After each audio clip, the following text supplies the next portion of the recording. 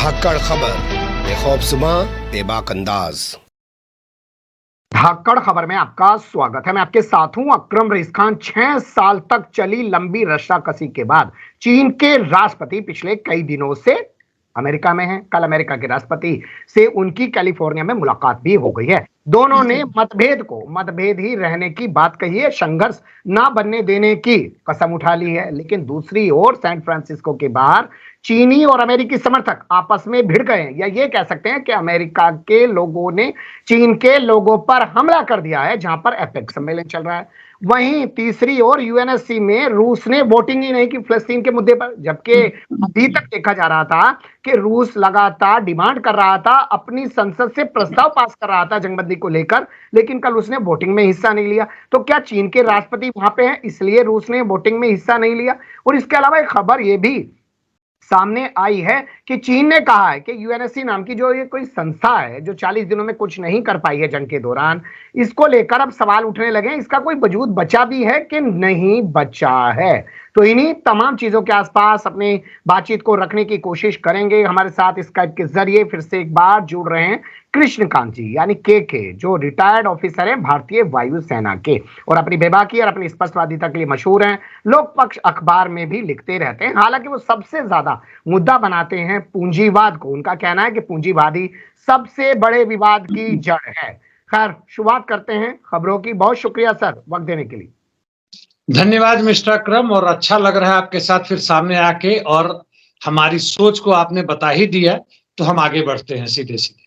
मेरा पहला सवाल यह है कि कैलिफोर्निया में जो कल गलबगियां हुई हैं और बाइडेन और शी जिनपिंग के बीच की, क्या वो सिर्फ दो देशों के बीच जो मतभेद था उसको मिटा के गलबगियां माना जाए, या भारत के रास्ते अमेरिका ने एक दबाव पहले बनाया चाइना पर, अब उस दबाव में आकर चाइना मिलने के लिए पहुंच गया अमेरिका, या रूस की कोई रणनीति है, उसने चीनी राष्ट्रपति को जानबूझकर अमेरिका भेजा है ताकि वो यूक्रेन से जो लड़ाई चल रही है, अमेरिका से जो संबंध बिगड़े हुए हैं, पूरी दुनिया पे उस पे जो पाबंदियां लगी हुई हैं उसमें कोई राहत मिल सके? किस तरीके से उसको देखा और समझा जाना चाहिए?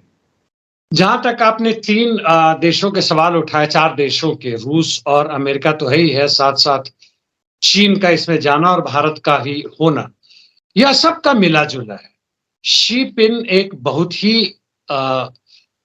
जिनपिंग एक बहुत ही मजे हुए खिलाड़ी हैं, और अमेरिकी साम्राज्यवाद भी काफी वर्षों से, दशकों से, द्वितीय विश्व युद्ध के बाद हर जगह उसकी पहुंच है, पकड़ है।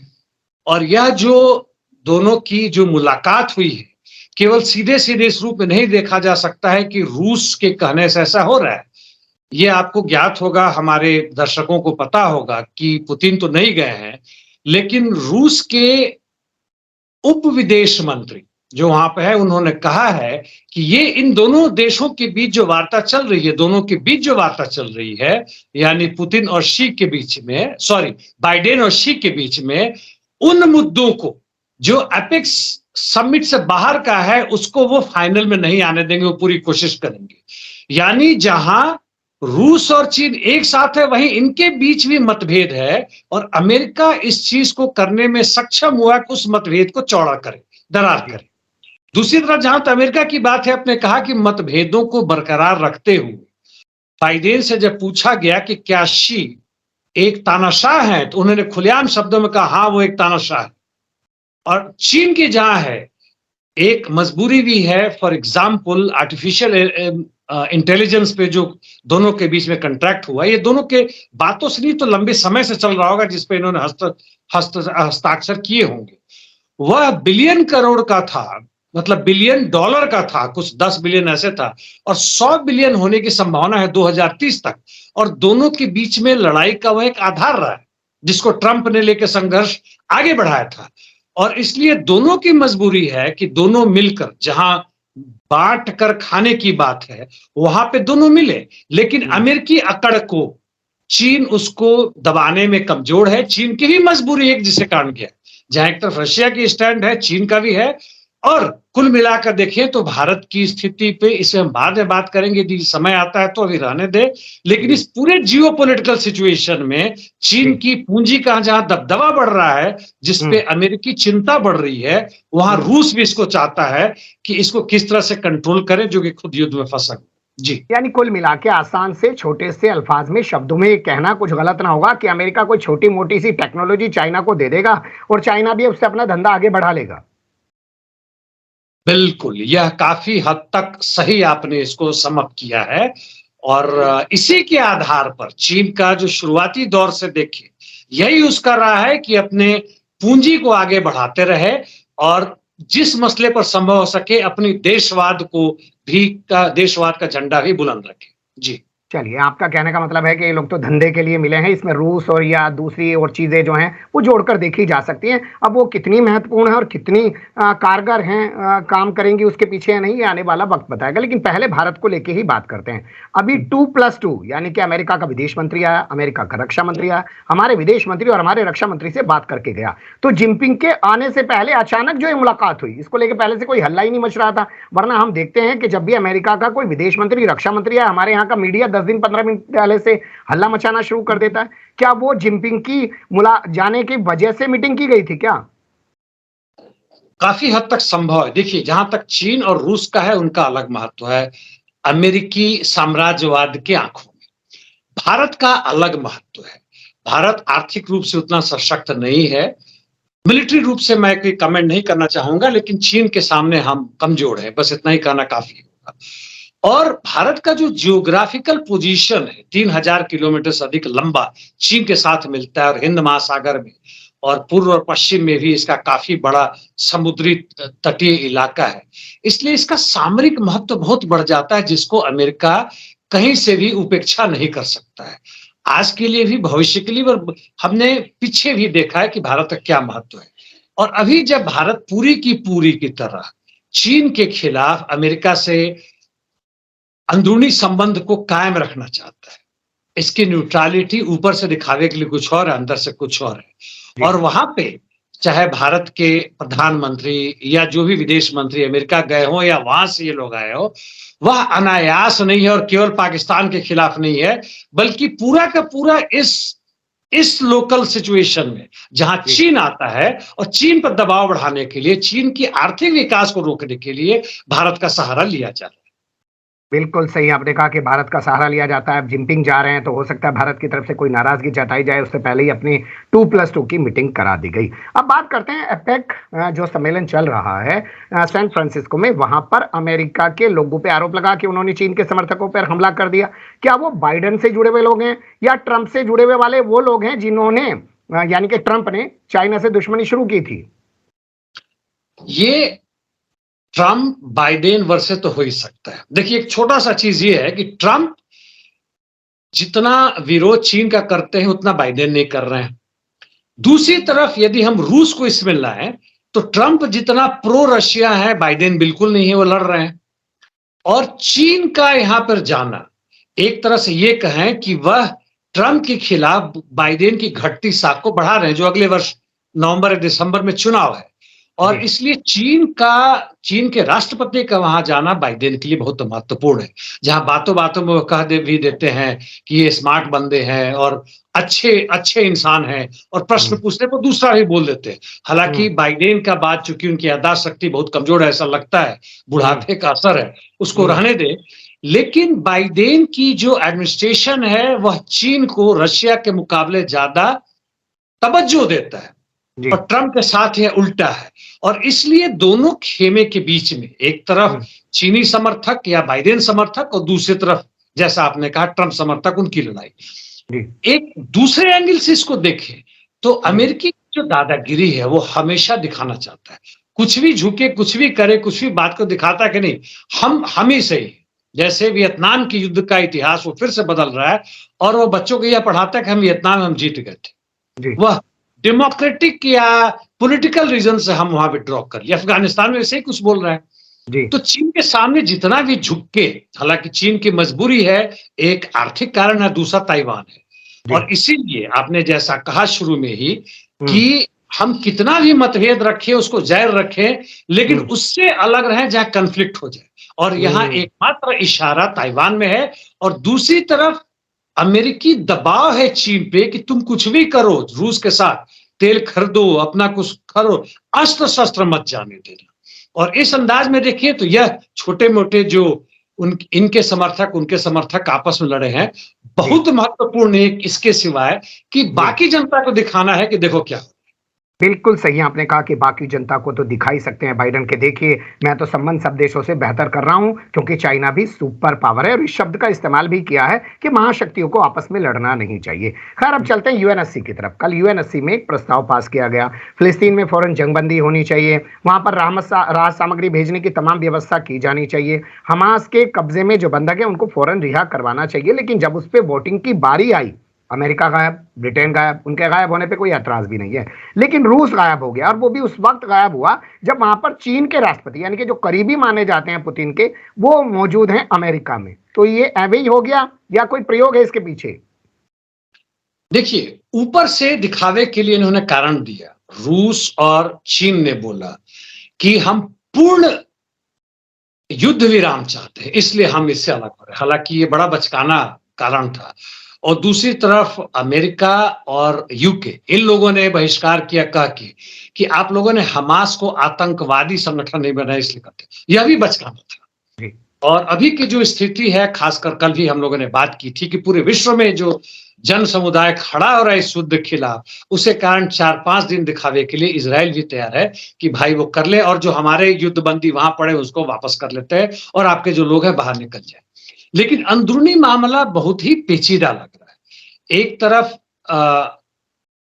जैसा मैंने कहा कि रशिया के उप विदेश मंत्री ने जो इसके विरोध में अप्रत्यक्ष रूप से अपना विरोध दर्शाया, जो दोनों के बीच में रूस और चीन, अमेरिका और चीन के बीच में जो संबंध बढ़ता हुआ संबंध है, उसके ऊपर चेतावनी दी, इनडायरेक्टली और डायरेक्टली। दूसरी तरफ यह भी साथ साथ उसने धमकी इनडायरेक्टली दे रहा है कि भाई तुम यदि चीन को कि तुम ज्यादा उसके करीब जा रहे हो तो हमारा भी सोचना, हम भी तुम्हारे साथ बहुत नहीं रहेंगे। और दूसरी बात जो अमेरिका चाहता है कि चाइना अलग थलग रहे, व्यापारिक संबंध तक अब वह अमेरिका मानने को तैयार हो गया, चाहे भारत हो, चीन हो, ब्राजील हो, दूसरे देश हो, यहां तक यूरोपियन यूनियन तक भी रूस या चीन से जहां तक संभव हो सके लिमिटेड इकोनॉमिक संबंध रख सकते हैं, आर्थिक संबंध रख सकते हैं, लेकिन इससे ज्यादा नहीं। और इससे ज्यादा होने पर इन तीनों के बीच में अंदरूनी संघर्ष है, कौन किसके करीब है। बाहर से कुछ दिखावे के लिए कुछ और है, अंदर से कुछ और है। और यहां पे यह फिर से मैं दोहराऊंगा शब्द को कि आगे आने वाले समय बताएगा कि इन तीनों के बीच का जो अंदरूनी संबंध है, भाईचारा है और साथ साथ संघर्ष भी है, वह किस रूप में उभरता है। आर्थिक सामाजिक तो नहीं, लेकिन जियोपॉलिटिकल सिचुएशन उभरता है, वो देखने लायक होगी। बिल्कुल सही आप कह रहे हैं कि इन तीनों के बीच में क्या खिचड़ी पकड़ी है तो आने वाले वक्त में ही क्लियर होगा।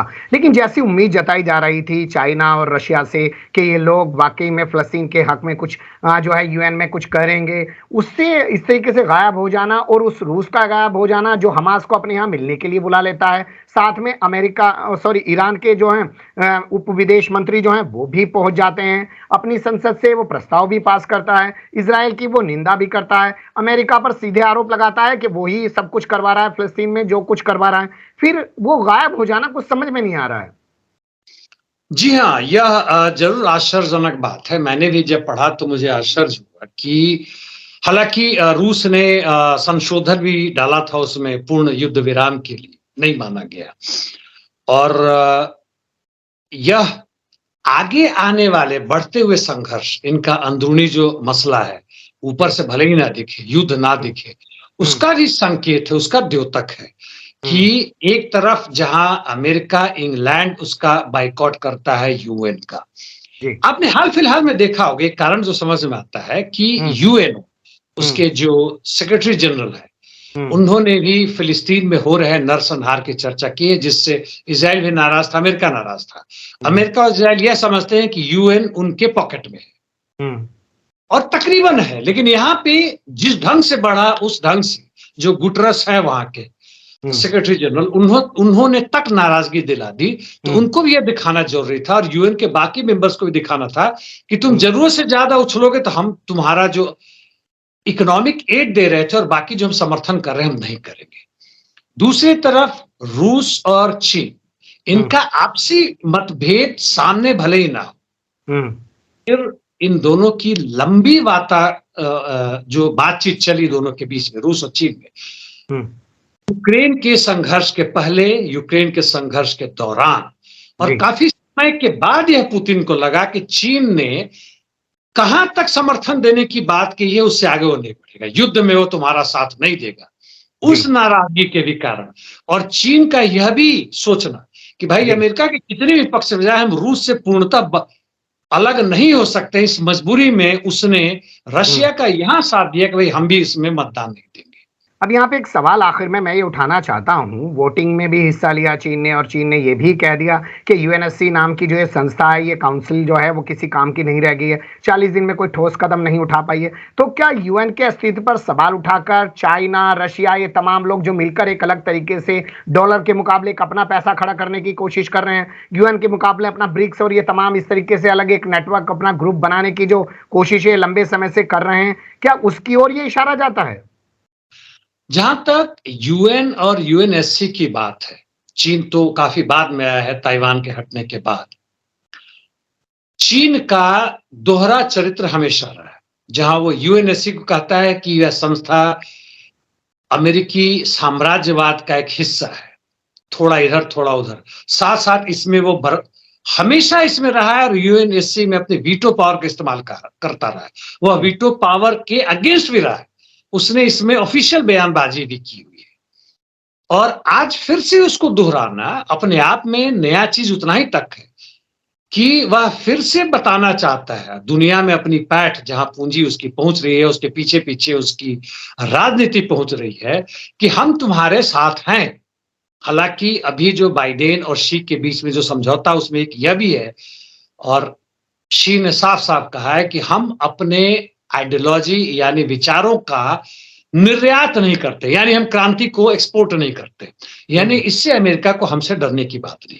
दोनों तरह की बातें कर रहा है, इस पर ध्यान देने, गौर देने लायक बात है। और वहीं पर साथ साथ यह कह रहा है कि यूएनएससी अब थर्ड वर्ल्ड के लिए, इस पर मैं नहीं जाऊंगा, माओ सेतुंग के थर्ड वर्ल्ड के बारे में बाकी जो साथी हैं अपना देख लेंगे, उसके साथ होने के बावजूद यूएनएससी का वो हिस्सा है, वीटो पावर का इस्तेमाल करेगा, लेकिन उसको एक्सपोज भी करेगा अंदर से।